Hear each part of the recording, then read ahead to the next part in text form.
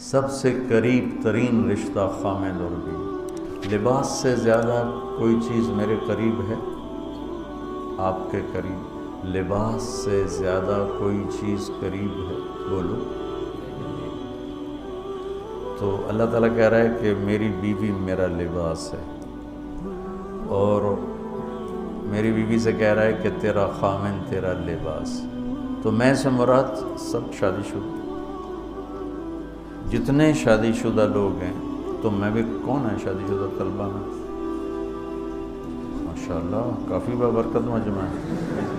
ہاں اچھا، تو اللہ تم سے کہہ رہا ہے تمہاری بیوی تمہارا لباس ہے۔ سب سے قریب شادی کے بعد قریب ترین رشتہ لفظ لباس بتا رہا ہے بیوی ہے۔ قریب ترین رشتہ بیوی ہے، اور جو قریب ترین ہوتا ہے وہ پہلے ہوتا ہے، اس کا حق پہلے آ جاتا ہے، قریب ہو گیا۔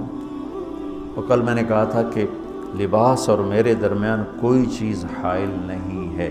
اس سے میں نے وہ ایک حدیث کو اس کے ساتھ جوڑا تھا جو آپ نے حضرت فاطمہ رضی اللہ تعالیٰ عنہ سے فرمایا تھا کہ جسے میں پسند کروں اسے تو پسند نہیں کری۔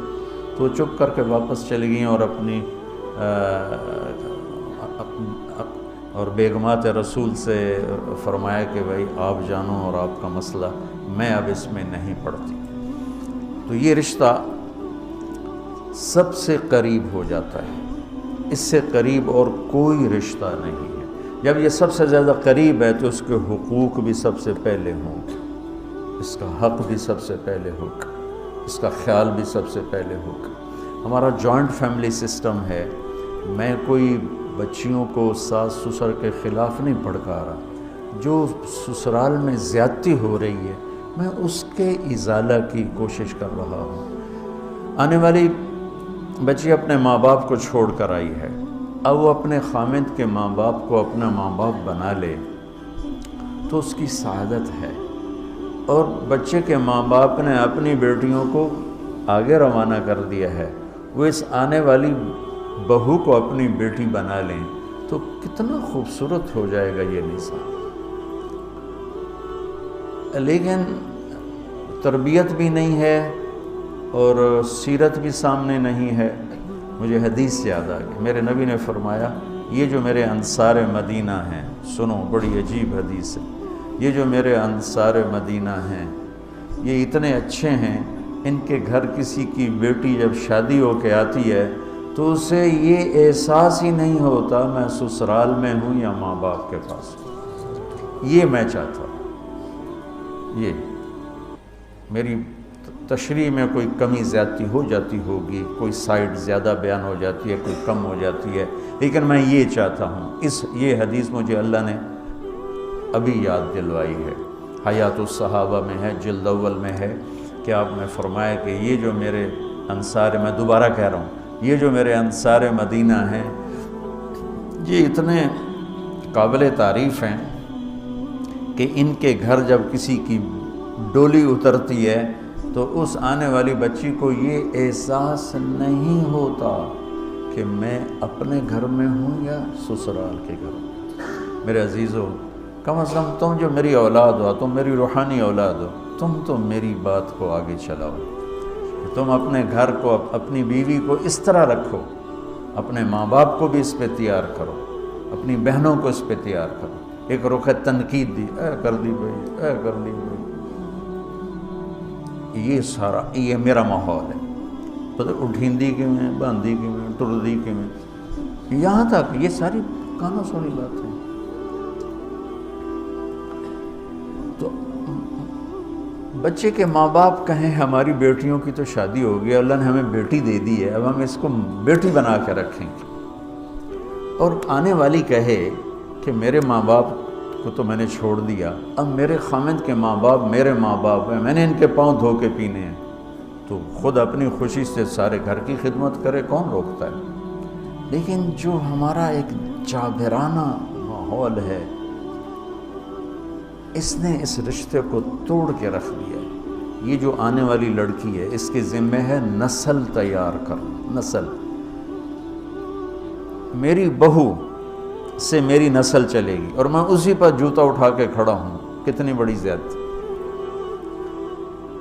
ماں یہ نہیں سوچتی کہ میری نسل جو چلے گی اس لڑکی سے چلے گی۔ اب ساس اگر یوں سوچے کہ میری نسل اس سے چلے گی، سسر یوں سوچے میری نسل اس سے چلے گی، خامند یوں سوچے کہ میری نسل اس سے چلے گی، خامند کی بہنیں یوں سوچیں ہمارے بھائی کی، ہمارے باپ کی نسل اس سے چلے گی، تو ہم اس کو عزت دیں، محبت دیں، پیار دیں، تو وہ پاگل ہے جو تمہیں کاٹ کھائے گی یا تم سے لڑے گی۔ اس کو تانے اتنے ملتے ہیں، ذلت اتنی ملتی ہے۔ اور میں نے جیسے کہا لباس سب سے قریب ہے، تو اس کے بعد بیوی کا حق سب سے پہلے آ جاتا ہے۔ ماں باپ کی طرف سے زیادتی آئے تو تمہارے ذمے ہے اپنی بیوی کو بچاؤ، اللہ کے واسطے اپنی بیویوں کی حفاظت کرو۔ ہاں تمہاری بیوی کی طرف سے زیادتی آئے تو اللہ کے واسطے ماں باپ کی حفاظت کرو۔ تو اس کا مطلب یہ نہیں کہ تم ڈنڈا اٹھا لو، اپنے اخلاق ایسے بناؤ، سپرنگ بن جاؤ، سپرنگ جو پریشر سے کو قبول کر کے دب کر کے نیچے چلا جاتا ہے۔ نیچے جانے میں جڑ جانے کا نظام چھپا ہوا ہے کہ جھک جاؤ، ماں باپ ناراض ہو ان کے پاؤں پکڑ لو، بیوی ناراض ہو اس کے پاؤں پکڑ لو۔ ذلت میں عزت چھپی ہوئی ہے، ساری زندگی کا تجربہ بتا رہا ہوں۔ ذلت اللہ کی رضا کے لیے ذلت اٹھانے میں عزت چھپی ہوئی ہے۔ ہن لباس لکم، کتنا ہی مجھے غصہ چڑھا ہو میں اپنے کپڑے پھاڑوں گا، مجھے غصہ آ گیا میں نے اپنے کرتے پھاڑنے میں، کسی یہ پاگل تو کرے گا، سمجھدار دوئے دا کرتا پاڑے گا، اپنا نہیں پاڑے گا۔ اب مجھے بیوی پہ غصہ چڑھ گیا تو میرا لباس ہے، اس کو تار تار کر دوں، گالیاں دوں، تھپڑ ماروں، تو ایسے جیسے میں اپنے کرتے کو پھاڑ رہا اور اپنے کرتے کو تار تار کر رہا۔ بیوی کو غصہ چڑھے تو وہ اپنے کپڑے پھاڑتی ہے۔ کپڑوں کے لیے کتنے حفاظتی نظام ہیں، الماریاں بنی ہوئی ہیں اور ہینگر بنے ہوئے ہیں، کریز خراب نہ ہو۔ میں جب پڑھتا تھا نا لاہور، تو اسکول میں یا کالج کا میں سب سے خوش لباس لڑکا کہلاتا تھا،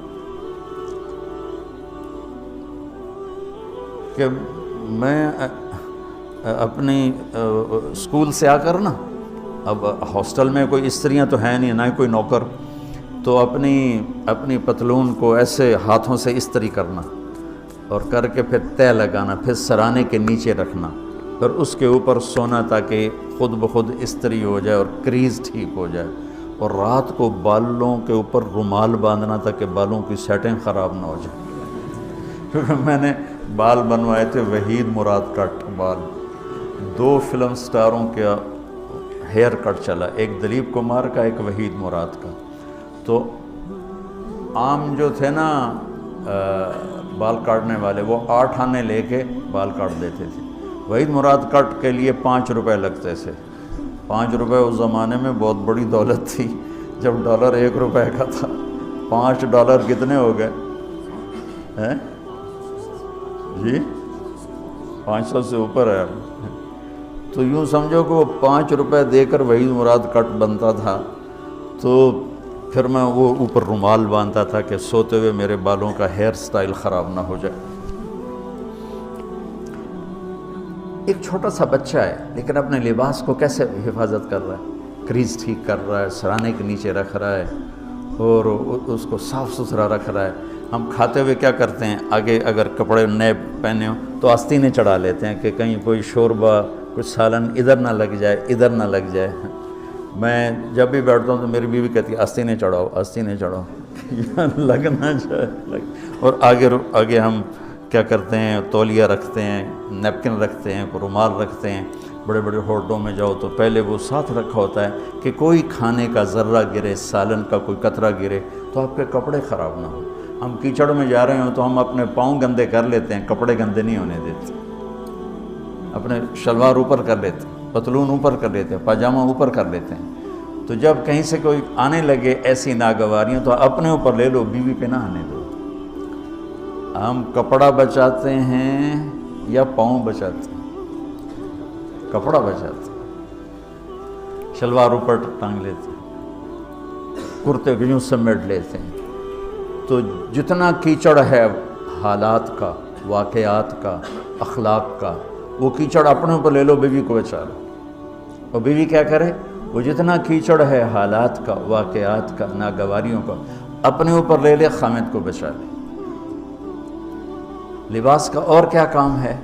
یواری سواتکم، یہ تمہارے عیب چھپاتا ہے. تو میرا کام کیا ہے؟ میں بیوی کی کمیاں چھپاؤں، ڈھنڈورا نہ پیٹوں. بیوی کا کام کیا ہے؟ خامد کی کمیاں چھپائے، ڈھنڈورا نہ پیٹے. دوسرا کام کیا ہے لباس کا؟ وریشہ، لباس مجھے خوبصورت بناتا ہے. یہ ایک واحد رشتہ ہے جو زندگی کو خوبصورت بناتا ہے. سب کچھ ہو، بیوی نہ ہو تو تنہائی کا احساس مار دیتا ہے. اس سے ایک اور مطلب نکلتا ہے کہ لباس کے بغیر ایک لمحہ گزارا نہیں. سارا دن پانی نہیں پیتے ہیں نا، اب میں بیان میں پانی پی رہا ہوں، لیکن 16 گھنٹے تو گزارے ہیں نا، پانی نہیں پیا، کھانا نہیں کھایا. 16 سیکنڈ لباس کے بغیر گزار سکتے ہیں؟ بولو. کوئی بھی کمرے میں نہ ہو، تم تنہا ہو، تم کپڑے اتارو تو تم اپنے آپ کو عجیب فیل کرو گے. تم خود اپنے آپ کو چادر میں چھپانے کی کوشش کرو گے. لباس ایک ایسی زبردست ضرورت ہے بلا دلیل کہ تم تنہا کمرے میں بھی کپڑے اتارو تو تم اپنے آپ کو عجیب سا محسوس کرتے ہو. اس سے پتہ چلا کہ بیوی کے بغیر کوئی زندگی نہیں ہے اور خامد کے بغیر عورت کی کوئی زندگی نہیں ہے. یہ ہمارا بدبخت معاشرہ ہندی کہ کسی بچی کو طلاق ہو جائے وہ گل سڑ کے مر جاتی، اس کی شادی نہیں ہوتی. کوئی جوان بچی بیوہ ہو جائے وہ سسک کے مر جاتی، اس کی شادی نہیں ہوتی. کوئی 40-50 سال کا ہو جائے مرد، اس کی بیوی مر جائے، کوئی اس کو لڑکی دینے کے لیے تیار کوئی نہیں. اور لباس کا لفظ بتاتا ہے کہ شادی کے بغیر انسان ننگا ہے، اور ننگے انسان کا کوئی کہیں بھی گزارا نہیں ہے. لفظ لباس بتاتا ہے کہ ہم اس چیز کو رواج دیں کہ شادیاں ہوں، بیوہ کی شادی ہو، مطلقہ کی شادی ہو. کوئی اس کی بیوی مر جاتی ہے، حضرت ابن مسعود کا فرمان ہے اگر میری موت میں 10 دن باقی ہوں تو بھی میں شادی کر لوں گا اگر میری بیوی مر جائے تو. ابو ہریرہ کہتے ہیں اگر میری زندگی میں 7 دن باقی ہوں اور میری بیوی مر جائے تو میں 1 ہفتہ بھی شادی کے بغیر نہیں رہوں گا، میں شادی کر لوں گا. تو ہم ایک ہندی معاشرے سے متاثر ہیں جہاں بیوہ کی کوئی سنوائی نہیں، مطلقہ کی کوئی سنوائی نہیں، اور کوئی جوان بھی 2-4 بچے ہیں اور بیوی مر جائے تو اس کی کوئی شادی نہیں ہے. سسک کے وہ بلک کے زندگی گزارتے ہیں. ہم لوگ اس کو رواج دیں. لباس، لفظ لباس بتا رہا ہے کہ جیسے لباس کے بغیر ایک لمحہ آدمی چین سے نہیں بیٹھ سکتا، ایسے ہی اس رشتے کے بغیر زندگی میں کوئی خوبصورتی نہیں، کوئی حسن نہیں.